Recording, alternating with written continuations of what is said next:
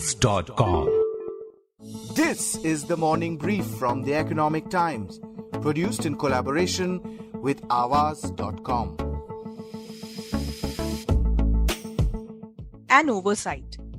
That's what Finance Minister Nirmala Sitharaman called the announcement of a sharp cut of 40 to 110 basis points in interest rates on various small savings schemes, while withdrawing the decision within 24 hours on April 1st.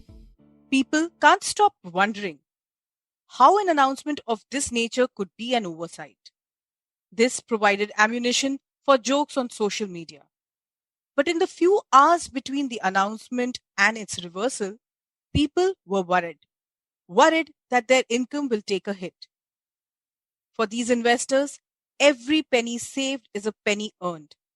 And then the small saving schemes gives them a chance to safely turn their penny into a dollar. A bigger concern now is that a rate cut seems imminent. So what next? What are the forces guiding the government's decision on small savings scheme? And what should investors do? In this episode, we find out all this and more. From the Economic Times, I'm Rachita Prasad and you are listening to The Morning Brief.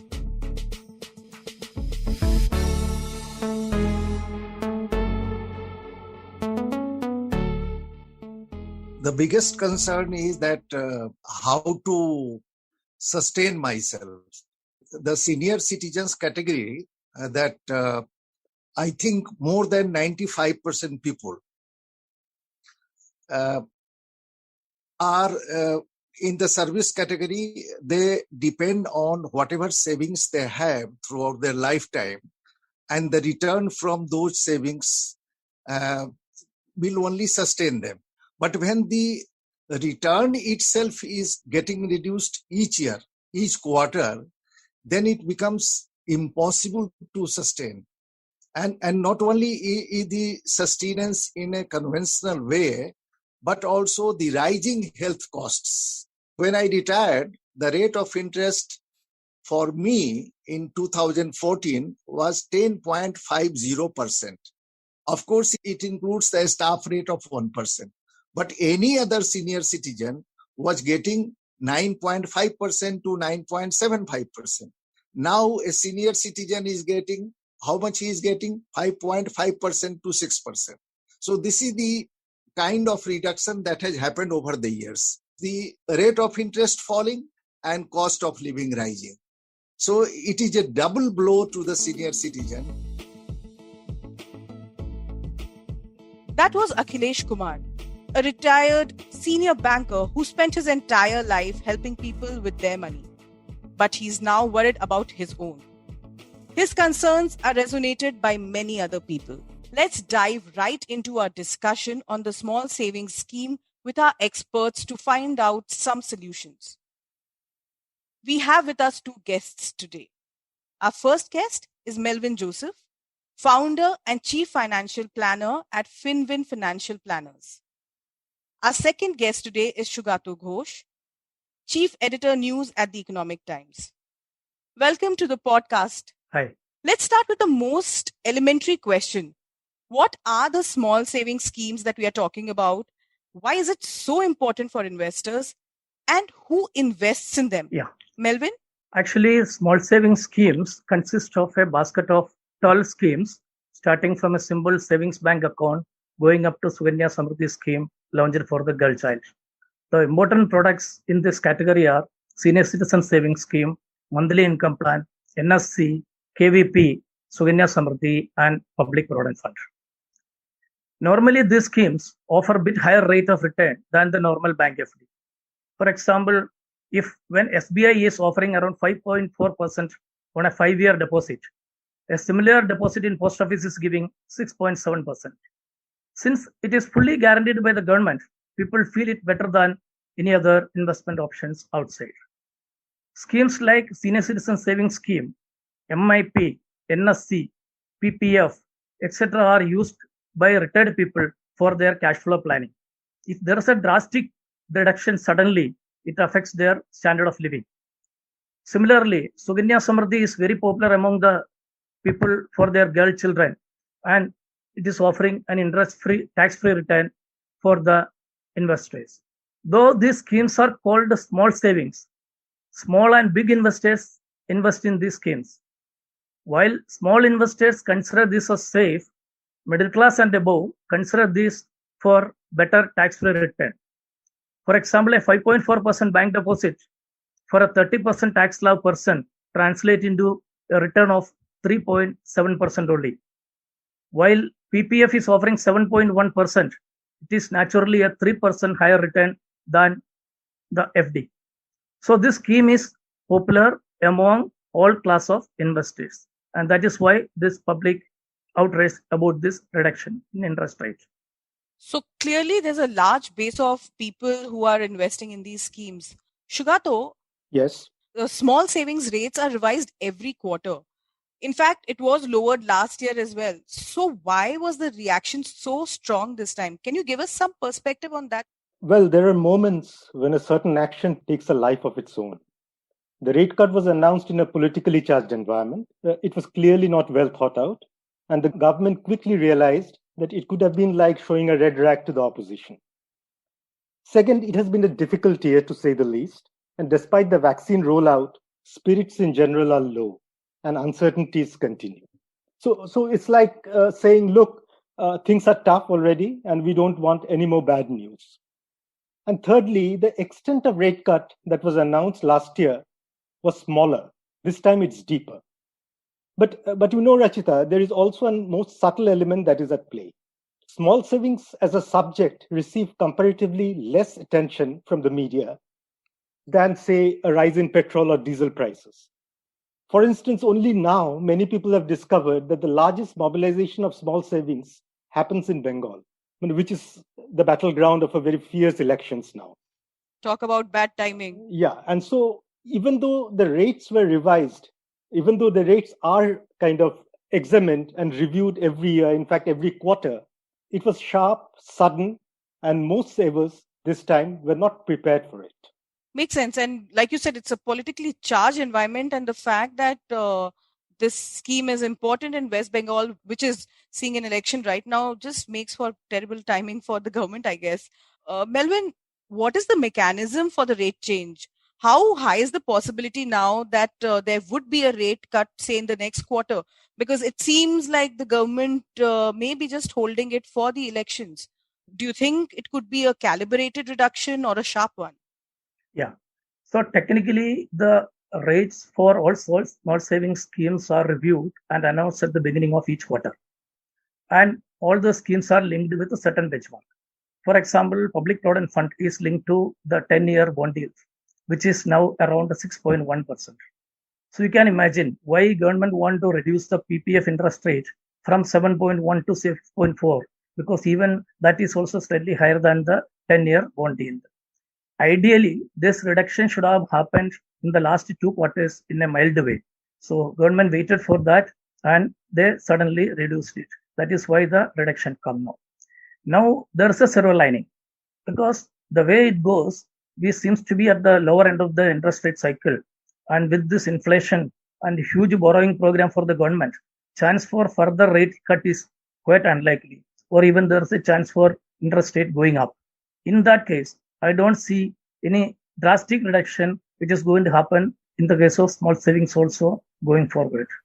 But could there be a reduction to the extent that the government had announced this time, which was reversed? Yes, that has to happen because it is already due. So you think that could happen in the next quarter? Preferably, because, for example, if you look at the senior citizen savings scheme, which is offering 7.4% as against a State Bank of India deposit of 5.4%. So the 2% higher rate with a current condition after pandemic with the government finance will not allow such a drastic offer to the schemes. So I expect definitely a cut the next quarter. Makes sense. Shugato, Melvin kind of gave us an understanding of how the government has not really done the rate cuts when it should have done probably in the last 2 quarters. What is your take on it? And also given this backdrop and the fact that the government has resisted cutting the rates, has the government chosen political compulsions over fiscal prudence this time? So there is very little doubt that the decision to roll back was political. But then the fiscal trap for the government is also obvious. How? I mean, think about it. Here is a large pool of savings which give decent return to savers, right? But the borrower, that is the government, is unable to lend that money profitably. Why? Because the state governments to whom it can lend, the public sector undertakings to whom it can lend, would say, look, we don't need your money. We can raise it from the market at a cheaper rate. Now, you can't force somebody to borrow that a high cost deposit. So the government is forced to lend at a rate which doesn't cover the cost. In fact, in 2015-16, some of the states said that we don't need it. So this puts the government in a predicament. Now, in a way, the small savings schemes, to put it crudely, is like a state-backed Ponzi scheme, where you collect new money to pay back the old savers. Now, while this happens, remember one thing. This is the ground reality. This applies to all governments, irrespective of the political ideology. But this is a government which has shown great fiscal conservativeness, which has also come under criticism, but that is the DNA and the nature of the government, and it has made it very clear. So it took a rather hasty decision to cut the interest rates. But it started thinking like a corporate treasury, the finance ministry. So it may have thought, let's cut the interest rates now, because it would be even more difficult to justify a rate cut later when overall interest rates in the economy go up next year or in the second half of the year. But then, as we have discovered, there are serious limits to such thinking. And no wonder this was the fastest rollback of any government decision. So the government is not earning much from this scheme. Right. Because if you are raising money at X% and covering the operational costs, which is like running the post offices and everything, if you have to lend the money at X minus Y, then that gap is bridged by the government. Now, interest cost is one of the largest expenditures of the government. So a government which is very fiscally alert, which is obsessed about rating downgrades, fiscal deficit and budget numbers and all that, will take the first opportunity to cut this cost. No, that's a very relevant point. But what I'm trying to understand is that if you look at India, we don't really have social security system. We don't, we have seen the interest rates have crashed and they have hit the disposable income of people. Now, reliance on the small saving scheme has increased for people. But at the same time, like you said, that the government is under a lot of strain as far as the fiscal balancing is concerned. How can the government in this environment take care of the interest of the people while manage its own fiscal constraints? Because it is a genuine concern. Will they be able to absorb the surge in interest subsidy if more people were to invest in these schemes? Well, there is no quick and easy answer to this, because this entire question is an overarching and a very serious question which pushes us into the broader realm of public finance and policy. While we don't have a social security system, the question which many people will ask, that isn't the government obligated to lend a helping hand to the more vulnerable? Well, some will say that, look, we can't afford the kind of safety net that rich countries can offer. At the same time, more and more people, as you say, are opting for these small savings schemes to protect their income. So how to tackle this scheme? I think the first and foremost is that while we know that the scheme is largely linked to the government securities, the yield or the return on the government securities, there is not much awareness. The people who give money or keep money in post offices or in savings schemes, they don't track how the government 10-year bond yield is moving. And the transparency is not there. Well, the government tried to bring in some accounting transparency, which was much required in the budget. But as far as fixing the rate is concerned, that formula is still opaque. We don't know how it is fixed, while we broadly know that there is a link with the government bond yields. Now, so it is very important to sensitize the savers so that they don't get a sudden shock. And it has to happen over a period of time in a slightly calibrated manner. And you take that opportunity to build a viable social security plan, which we can afford. Because going forward, this would be the biggest task for any government, whichever government, whichever political party comes to power. Because the problem is, as we run the risk as a country of getting old before we get rich. And that time is running out. That's a relevant point, and the other relevant point you raised was the awareness level among people still remains low.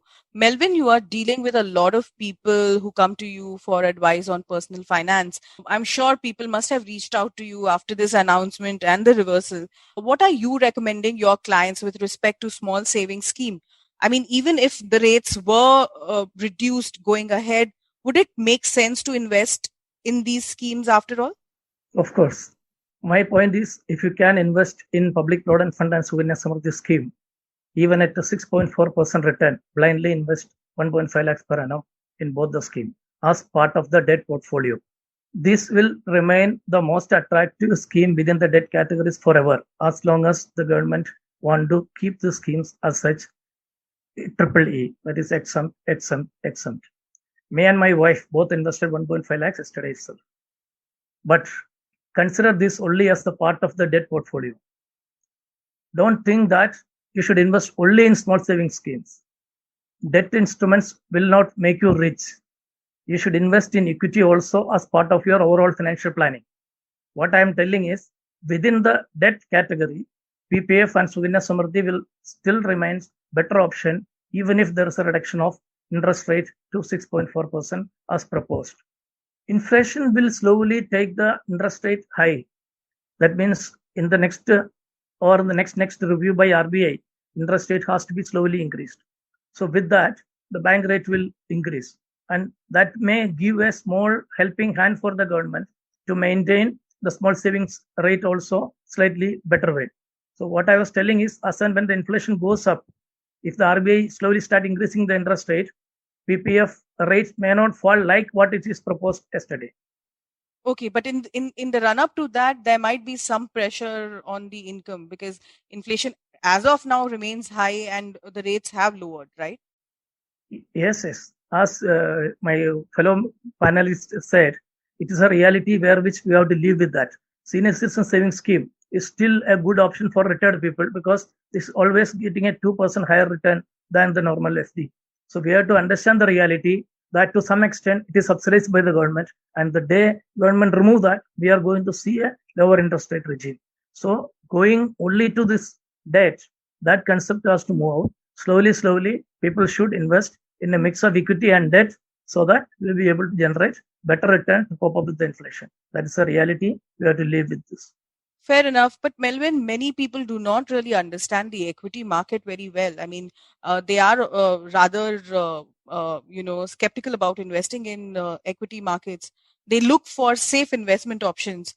What can they do to get better returns on their savings? You give your advice after much research on portfolios, but in general, if you had to give advice to people who are looking for better returns on their savings without taking too many risky calls, what would you advise them?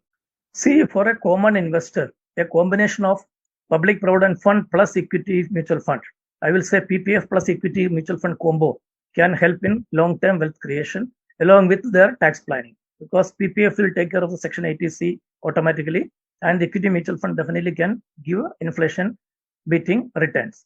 Let them start with the normal simple index funds and upgrade gradually to multi-cap, mid-cap funds as per their risk-taking capacity and risk profile, and seek professional help if you cannot manage it by yourself. Why I am telling this is, the financial literacy in our country, India, is leading to a large scale mis-selling. Last month, I got a client, a lady at the age of 70. Her husband is a retired IAS officer from a senior level in India some couple of years back. And she told me very clearly she don't want to invest in any risky equity products. But while analyzing her portfolio, I realized she's paying 20 lakhs per year as an yearly premium towards a unit-linked insurance plan, which is nothing but equity. So the financial literacy is such a bad level even among the senior bureaucrats in the country. So as one said, government has to do something drastically to increase the financial literacy so that people can take care of themselves. And people should seek professional help if it is required. So I always used to quote a simple example. If an IIT, IIM educated person with a 20 years of fund management experience is ready to handle my mutual fund portfolio at 1% charge under a direct plan. What is wrong in investing in an equity fund under a direct plan with the 1% charge? It makes a lot of sense for me. So I still feel PPF plus equity mutual fund combination is the only solution for a common man to get out of this trap. That's interesting perspective. Shugato, this is a space that you have tracked very closely for a very long time. What would be your advice to people like us who are banking on small saving schemes and who are not very confident of taking big risks? Well, it all depends on at what stage of life you are. When it comes to cold savings realities, age is just not a number. Irrespective of what self-help books may tell you, you have to take some hard decisions. So a young person like you, who has the professional life ahead of her, you have to increasingly consider taking more and more, at least a sizable part of your savings into equities. Because this is a market which is, despite the exuberance in the market, despite the surge in the Sensex, it has unfortunately not lifted all the boats. So there are people who have stayed away from equities, from Dalal Street, because there is this fear, there is this misunderstanding, as Melvin pointed out, the lack of financial literacy. As far as the retired people are concerned, the choices are fewer. That's why they will go to experts like Melvin. But if you see the entire savings landscape in the country, in the last 25 years, there has been a dramatic change. The bank interest rates have been liberalized. There is no defined benefit pension. For the new employees who are joining the government services, fixed pension was one of the most attractive features of a government job. That is gone. The fixed annuities where you buy a retirement plan and you know that you will get X amount when you turn 60 and your salary stops coming, that doesn't exist. So you are left with a very few schemes like, say, which LIC offers a higher interest rate to senior citizen, but that is only up to a certain amount, I think 14 lakhs. There are a very handful of choices. So as far as the elderly is concerned, as far as senior citizens are concerned, it's a very difficult change of mindset if you have to suddenly pull out money from your safe zero return schemes and park it into equities, particularly when the market is at a new high. So that's a very difficult call, but I think it's always prudent to slowly build up certain equity portfolio. It's never too late. It's never too late. That's a good note to wrap up this episode on. Even with the reduction of interest rates, these small savings schemes may still be attractive. While the government balances political compulsions with fiscal prudence, a rate cut is imminent. The government needs to bring about more transparency in the system to avoid rude shocks for savers. But individuals too need to educate themselves about financial planning and seek help if needed, not just to protect their savings, but to make it grow. Thank you so much for being with us, Melvin and Shugato. That's all from us for today. I'm Rachita Prasad and you've been listening to The Morning Brief. This episode was edited by Bhavya Dilip Kumar. Anjali Venugopalan coordinated it. I hope you enjoyed listening to this episode. We look forward to your feedback. Write to us at themorningbrief@timesgroup.com. And if you like this episode, please share it on social media. The Morning Brief airs every Tuesday, Thursday, and Friday.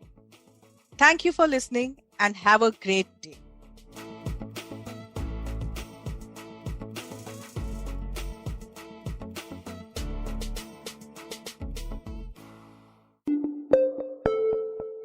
Awaaz.com